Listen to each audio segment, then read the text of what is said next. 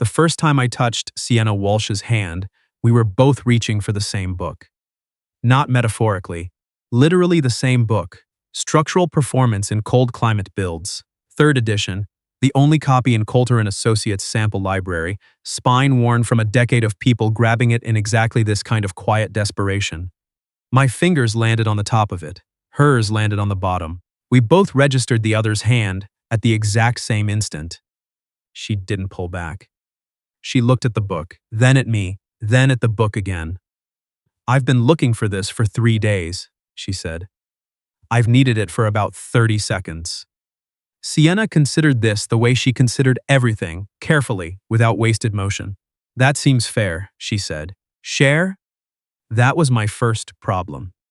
The word share, from Sienna Walsh, in the sample library at 4:47 on a Thursday afternoon, with her hand still resting 2 inches below mine on a structural reference I had told myself I needed only professionally.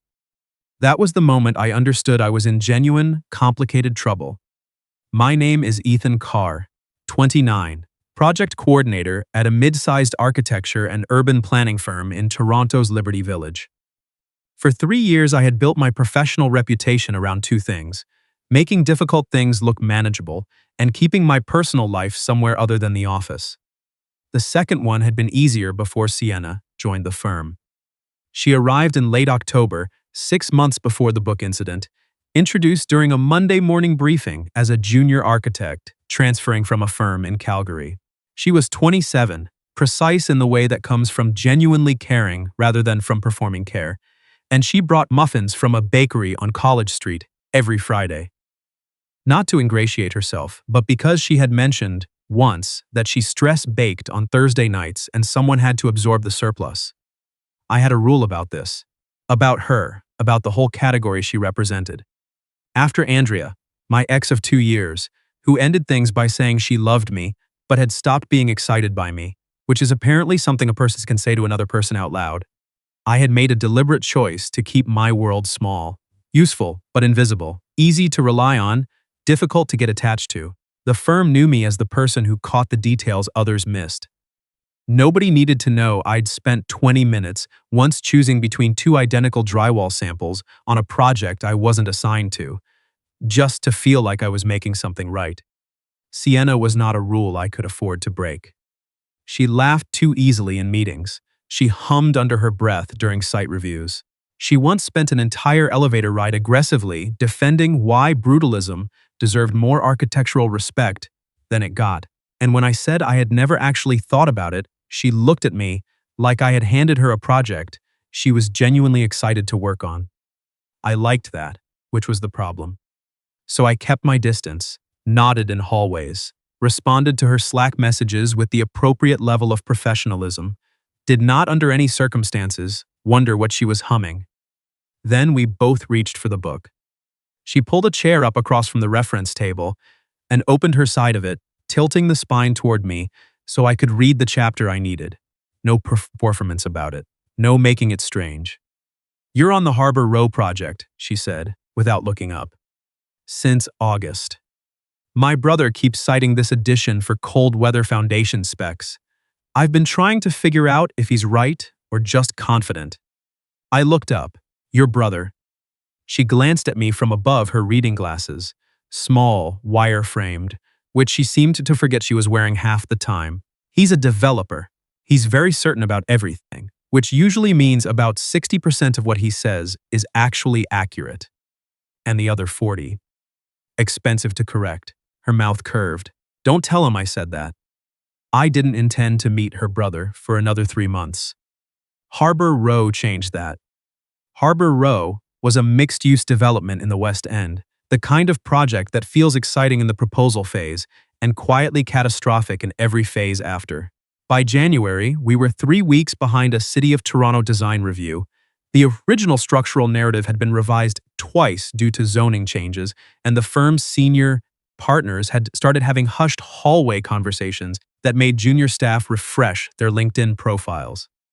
On a Wednesday evening, our department director, Marguerite Lacasse, called Sienna and me into her office. The review had been moved up, again, not by days, by 3 weeks.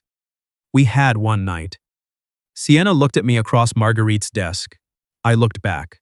Her expression was the same one she wore when she was deciding whether something structurally worked. Not panic, analysis. We can do it, she said. Marguerite looked at her, then at me. She's right, I said. By 6 o'clock, the office had mostly emptied. The Liberty Village building went quiet except for the heating system fighting February, and the occasional TTC streetcar grinding past on Dufferin. We set up in the project room with takeout from the ramen place that stayed open late, and Sienna worked the way she apparently did everything. Forward momentum, no wasted sentiment. She rebuilt the structural narrative from the foundation up. I handled the timeline documentation, cross-referenced the zoning changes, flagged the 3 spots where our numbers and the city's numbers weren't quite matching and needed careful framing. Around 9, she took off her glasses and rubbed her eyes. "Can I ask you something unrelated to load distribution?" she said. "You can try. Why do you always look like you're calculating something when people are talking at you in meetings?" I set my pen down. "That's a specific observation. I've been in 11 meetings with you." She said it the way she said most things, matter-of-factly, not like she'd been counting, just like she noticed things. "You get this expression, not bored, more like you're running a separate process in the background." I thought about the honest answer. I'm usually trying to figure out what the actual problem is versus what people are saying the problem is. She tilted her head. "Are they usually different?" "Often enough to be worth checking." She was quiet for a moment. Then, "I do the same thing. My brother says it makes me seem cold." There was something in how she said "my brother," a specific weight, like she was picking up a familiar object she knew the exact heaviness of. "Does his opinion usually track?" I asked carefully. Her mouth did something complicated. "He's not wrong that I come across that way sometimes. He's wrong about what it means." She picked up her pen again. "He thinks precision is a personality flaw. I think it's how you protect the people, depending on you from avoidable mistakes."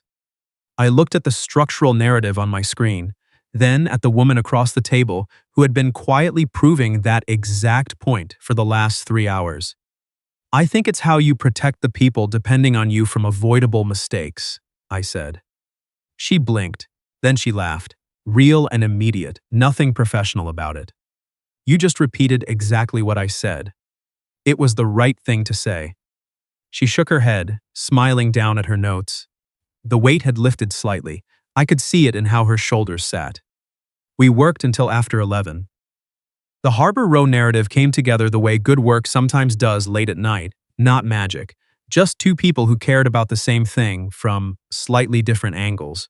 By the time we sent the files to Marguerite, February had turned the windows into black mirrors, and both ramen containers had been empty for hours. In the elevator down, Sienna leaned against the wall and closed her eyes. "Good work tonight," she said. "You did the hard part.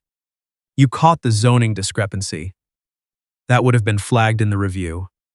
You caught that I caught it and didn't make it a thing." She opened one eye. "Is that a compliment?" "It's an observation." Outside, the city was frozen and muffled in the way Toronto gets in deep February, not silent, just turned down a few degrees. She was taking the 504.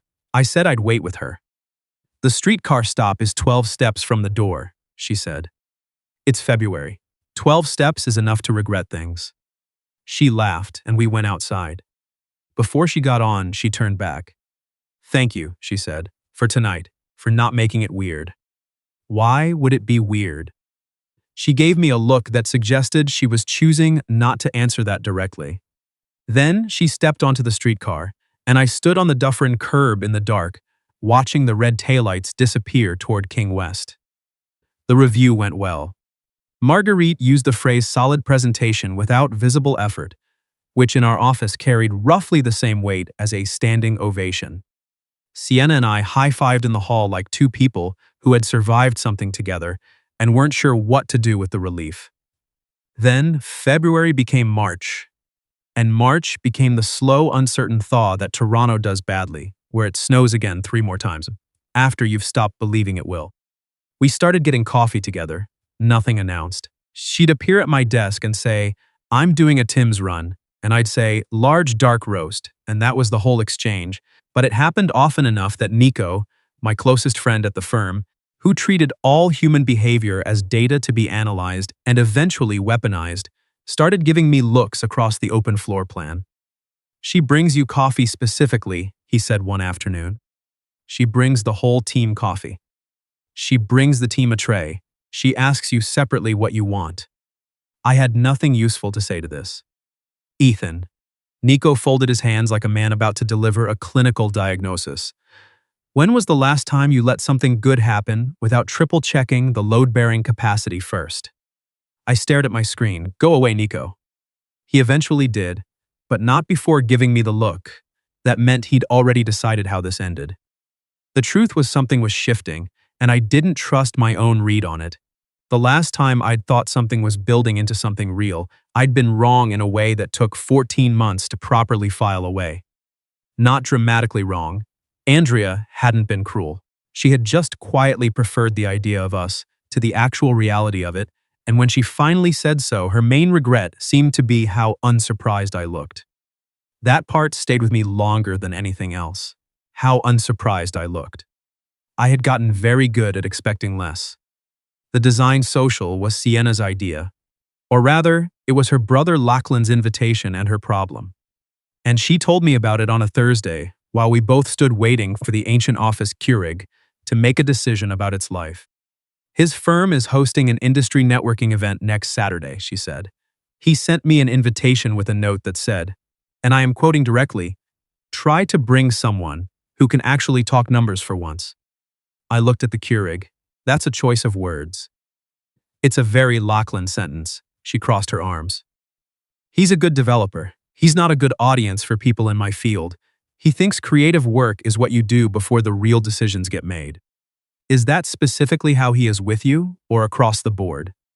Specifically me. She said it without self-pity, just accurately the way she described any structural condition that simply existed and had to be accounted for. He thinks I went into architecture to be artistic. The fact that I specialize in structural engineering has not updated his impression in 7 years. The Keurig reached its conclusion. She took her cup. I was going to skip it, she said. But my dad is coming in from Kingston for his birthday that weekend, and my mother would like everyone present, which means I should probably get through the event first, or I'll arrive to dinner already. She stopped. Reconsidered the word she'd been about to use. Preloaded. Preloaded. A little preloaded. She looked at me. This is a completely unreasonable ask, and I know that. I hadn't said anything yet. I was still processing the part where she was about to ask me something specific.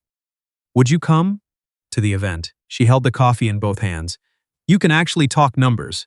You don't perform it, you just do it. And if Lachlan says something that makes you wonder why I am the way I am, her voice was careful. I'd appreciate it if you remembered I've been working very hard not to be defined by it. That last part was so precisely quietly honest that I forgot to be careful. When is it? I asked. Her shoulders dropped half an inch. Saturday 7, Distillery District.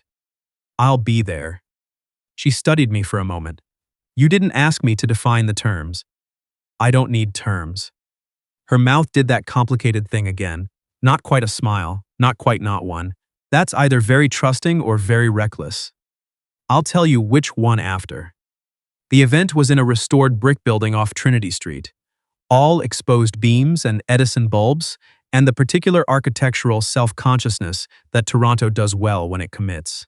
Sienna was outside when I arrived in a dark burgundy coat that made the cold look optional, and when she saw me, she looked briefly, genuinely relieved. The kind that has nothing to do with politeness. You came, she said. I said I would. I know, she stopped. Thank you. Lachlan Walsh was exactly the person I had assembled from the pieces Sienna had given me. Confident, in the way that requires an audience. His small talk was actually a series of audition questions. What firm? What project scale? What's your exposure on that? He wasn't unkind to Sienna, exactly. He was something more precise. He was slightly too busy to be fully present when she spoke. When she made a point, he'd nod and redirect the conversation in a way that suggested he'd registered it without being interested in it. I watched her adjust. Not wilt. Sienna didn't wilt. She compressed, like she was taking up slightly less room than she was entitled to. When Lachlan made a comment about a heritage building conversion, said the structural decisions were overcomplicated for the outcome. Sienna began to respond, and he was already turning to include someone else in the circle. I said, actually, the complication was probably load compensation for the original footings. Heritage buildings in Toronto that age often have, and I looked directly at Sienna. What was it? The differential settlement issue you walked me through on the harborfront assessment. She caught it. Her eyes held mine for half a second. Exactly that, she said, steadier now. Most developers see the invoice for the preliminary assessment and assume it's over-engineering. It isn't. It's how you avoid a wall failure in year 8 that costs 4 times as much to remediate. Lachlan looked between us. Right, he said, with the careful tone of a man recalibrating. He didn't say anything dismissive for the rest of the evening. Later, near the bar, she was holding a glass of Niagara Riesling she'd described as fine, not great, very Ontario. She stood close enough that our elbows almost touched. You didn't have to do that, she said quietly. I know. He'll assume I briefed you. Let him. She looked at her glass. Why? I turned to face her. The room murmured around us, warm and amber-lit. Because you were right, I said, and you were about to not finish saying it. She was quiet for a moment that had real weight to it. I do that, she said, more than I should. I know. Her eyes came up to mine. You've noticed. You work exactly as hard in rooms where people are paying attention as in rooms where they're not. The output is the same. The compression is different. Something moved through her face that I couldn't fully name, recognition layered over something more fragile. That's a very specific thing to notice about someone, she said. I pay attention. To me? The question was quiet, careful, both things at once. Yes, I said, to you. Lachlan reappeared with 2 people from a Vaughan development group, and the moment folded away into networking. But she stayed close for the rest of the evening. Close enough that our elbows touched twice, and neither of us mentioned it. In the cab back, she was heading to the annex for her father's birthday dinner. I was heading to the junction. She turned to look at me with the city sliding past. He actually respected you by the end, she said. He respected that I knew what I was talking about. He doesn't give that easily. She pulled her coat tighter. Thank you for not letting me disappear. You weren't going to disappear. I was compressing. I know the difference. She looked out the window. The annex appeared, elm-lined streets, porch lights, old brick, her parents' neighborhood. Can I ask you something? She said. Yes. Why didn't you want terms when I asked you to come tonight? I thought about the honest answer and gave it. Because you asked me specifically, I said. Not because I was convenient, not because I was nearby. Because you chose to ask me, and that meant something I didn't want to put conditions on. She turned to look at me. The cab slowed for a red at Spadina. Ethan, she said very quietly. Yeah. I didn't only ask because you can talk numbers. The light changed. I know, I said. Her hand was on the seat between us. I placed mine beside it, not on top of it, just beside. She looked down at the few inches of upholstery between our hands. Then she closed the gap. We sat like that until the cab pulled up to her parents' house. Before she got out, she looked back. The birthday dinner ends by 9, she said, if you wanted to still be awake. I'll probably be awake. Good. She texted at 9:14. Just Lachlan told my dad I brought a colleague. My dad said you sounded smart. My mom asked if you're a good person. I wrote back, what did you say? She wrote, I said I thought so. Is that okay? I wrote, more than okay. She called at 9:40. We talked for an hour and 20 minutes. At some point, I was lying on my couch with the junction quiet outside, and she was in her old bedroom in the annex, and we were talking about nothing urgent. The Kensington Market bakery she'd found that was better than the College Street one, but harder to park near. The documentary about Moshe Safdie she'd watched twice, whether the Leafs had ever once made a decision she'd trusted. At one point, she went quiet. What? I said. I was thinking about what you said in the cab, that it meant something, that I asked you specifically. I waited. I don't ask people for things, she said, generally. It took me most of the drive over to actually say the words. I noticed. You noticing things about me is either very reassuring or slightly alarming. I haven't decided. It's meant to be reassuring. A pause, I'm going to go with that. I said her name. She said yes. I said I was glad she'd asked. She said she was too. And there was something in how she said it, unguarded, immediate, nothing compressed about it, that made the entire evening settle into place. The weeks after were not effortless. Real things rarely are. We didn't make an announcement. We kept our work clean, kept our communication documented, kept our hands mostly to ourselves until after 5. But Nico figured it out in approximately 4 days and delivered his verdict over lunch at the food hall on King Street. You look like someone who's stopped assuming everything good is temporary. I told him that was a strange thing to say. He said it was a strange thing to have needed saying. He wasn't wrong. In late March, Sienna had dinner with Lachlan alone, something she hadn't done in over a year. She texted me from outside the restaurant before going in, "Wish me structural integrity." I wrote back, "You have it, go." She called me afterward, walking to the Queen streetcar.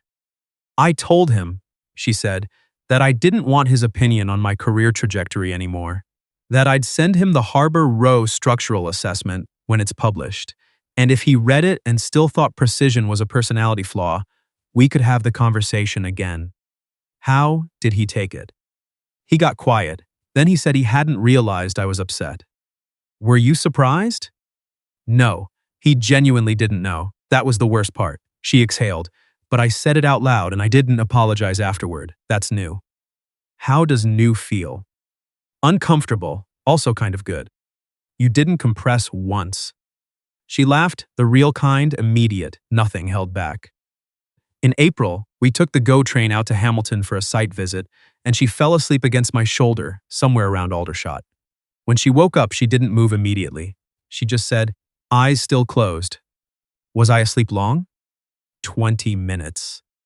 Did I snore? No. You would tell me. Probably. She smiled without opening her eyes. Good. That was the moment I thought, I love her. Not dramatically. Not surrounded by furniture or occasion. Just clearly, the way you recognize a load-bearing wall. Not because it announces itself, but because when you actually look, it's obviously what's been holding everything up the whole time. I told her in June, in the sample library, which seemed right. We were both there late again, different projects, different references, the same table from old habit. She was working through a vibration analysis. I was reviewing a proposal timeline. The room had that particular end-of-day quiet. At some point, I looked up and she was already looking at me. What? She said. I love you, I said. Her pen stopped. That was very direct, she said after a moment. I thought about a better delivery. This seemed more accurate. She looked at me for a long time. Then she put her pen down carefully, the way she put down things she didn't want to rush. Ethan. Her voice was quiet, certain. I love you too. I've been trying to figure out how to say it without turning it into a calculation first. It's not a calculation. No, she agreed, it isn't. She reached across the table. I took her hand, no book between us this time, just the table and the quiet and the window, going dark outside. The Harbor Row project won a regional design award that autumn. Marguerite sent the team a bottle of Ontario sparkling wine and a card in her handwriting that said exceptional work, which in our office functioned roughly like a standing ovation. Nico gave a toast at the team lunch that began, to two people who needed a structural reference manual to figure out they were in love. Sienna raised her glass. The book found us, she said. We were just holding it. That winter, we moved into a place together in the Junction, an older building with good bones, which she said with the satisfaction of someone who had actually checked. On our first Saturday there, I woke up to the sound of her making coffee in the kitchen, surrounded by boxes we hadn't unpacked yet. She was at the counter, mugs out, reading something on her phone. The Harbor Row structural assessment, finally published, because she'd been waiting for it since September. She didn't hear me come in. I crossed the kitchen toward the coffee. She turned, still reading, and stepped backward directly into a box marked books, heavy. She wobbled. I caught her by the waist. Her hands landed on my shoulders. We were back, in some fundamental way, to the beginning, except now there was no sample library, no deadline, no streetcar to catch. Just morning light through junction windows, cardboard boxes around us like the architecture of a life being assembled from scratch. She looked up at me. Her expression was somewhere between amusement and something much softer.